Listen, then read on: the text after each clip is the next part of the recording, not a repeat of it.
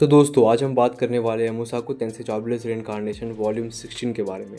ये वॉल्यूम रूडियस की जर्नी का एक नया चैप्टर है जहां वो अपना फर्स्ट मिशन कंप्लीट करता है एज ऑरेस्टेड का सबऑर्डिनेट। पॉलिटिकल ड्रामा, डेंजरस दुश्मन और नए अलाइज सब कुछ इस वॉल्यूम में है। चलो चैप्टर बाय चैप्टर समझते हैं। Chapter 1 the first mission. Rudeus को ऑरेस्टेड से अपना पहला काम मिलता है, प्रिंसेस एरियल की मदद करना जिससे असुरा किंगडम का थ्रोन जीता जा सके। ये कोई छोटी बात नहीं है क्योंकि असुरा किंगडम पॉलिटिक्स और बिट्रेल से भरा हुआ है। रूडियस को यहाँ समझ आता है कि उसकी लड़ाई सिर्फ मॉन्स्टर या मजेदार दुश्मनों से नहीं, अब उसे पॉलिटिक्स और पावर स्ट्रगल का डेंजरस वर्ल्ड का सामना करना पड़ेगा। Chapter 2 guardian beast. रूडियस और एरियल का पहला टेस्ट होता है गार्जियन बीस्ट के सामने। ये एक होली बीस्ट है जो एरियल की वर्थनेस चेक करता है। अगर एरियल को थ्रोन लेना है तो इस बीस्ट का ट्रस्ट जीतना जरूरी है। रूडियस अपनी स्ट्रेटेजी और मैजिक का यूज़ करके गार्जियन बीस्ट को कन्विंस करता है। ये एक सिंबॉलिक विक्ट्री है। एरियल अब सिर्फ एक प्रिंसेस नहीं बल्कि एक रियल कैंडिडेट है थ्रोन के लिए। Chapter 3 opening move. अब पॉलिटिक्स का असली खेल शुरू होता है। एरियल के एनिमीज अपने प्लान्स बनाने लगते हैं और रूडियस को उनके ट्रैप्स का सामना करना पड़ता है। यहाँ से स्टोरी एक चेस गेम की तरह लगती है। हर मूव केयरफुली सोचना पड़ता है। रूडियस अपनी इंटेलिजेंस और काम नेचर से प्रूव करता है कि वो सिर्फ एक मैजिशियन नहीं बल्कि एक रियल स्ट्रैटेजिस्ट है। Chapter 4 mind made up.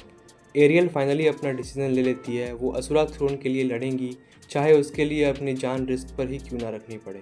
इस चैप्टर में एरियल की ग्रोथ क्लियरली दिखाई देती है।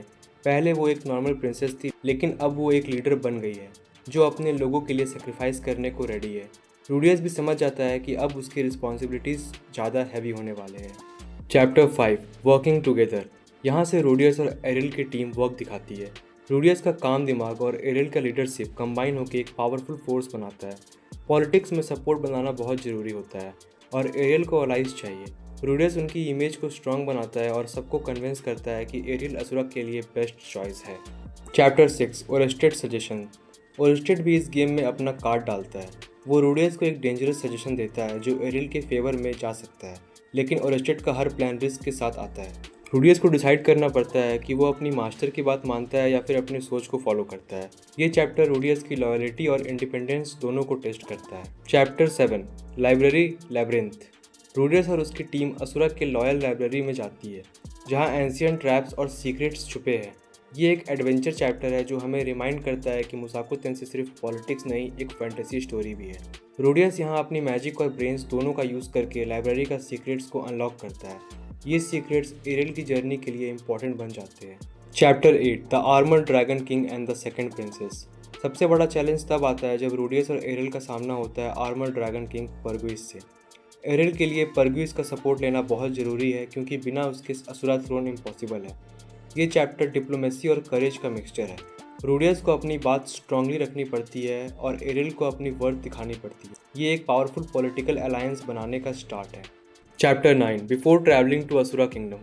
फाइनल चैप्टर एक सेटअप है। एरियल और रूडियस असुरा किंगडम की तरफ जा रहे होते हैं। अभी तक उन्होंने अलाइज बनाए, प्लान्स बनाए और दुश्मनों को चेक किया, लेकिन असली बैटल तो अब स्टार्ट होने वाली है असुरा के अंदर। वॉल्यूम एंड होता है एक टेंशन और एक्साइटमेंट के साथ। इसके अलावा एक एक्स्ट्रा चैप्टर है जिसका नाम है the black wolf sword king. इस बोनस चैप्टर में एक अलग एंगल दिया गया है, north god style and black wolf sword king का इंट्रोडक्शन।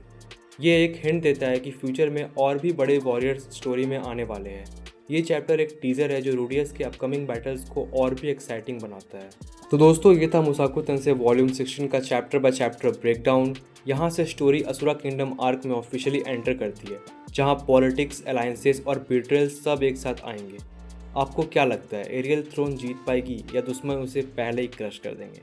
तो कमेंट में ज़रूर बताना और अगर वीडियो अच्छी लगी हो तो उसे लाइक कर दो। हम मिलते हैं वॉल्यूम 17 के साथ नेक्स्ट वीडियो में। तब तक के लिए बाय बाय।